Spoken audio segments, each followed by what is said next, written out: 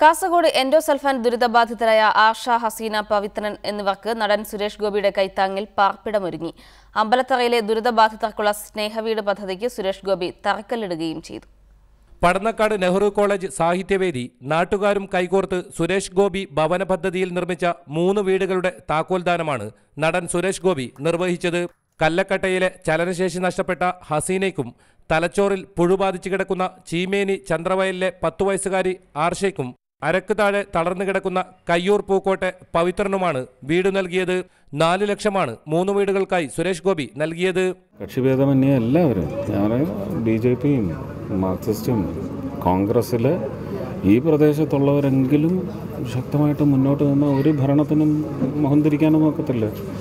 ഇത് എല്ലാവരുടെയും അലിയിപ്പിക്കേണ്ട ഒരു വളരെ വേദനാജനകമായ ഒരു കാര്യമാണ്.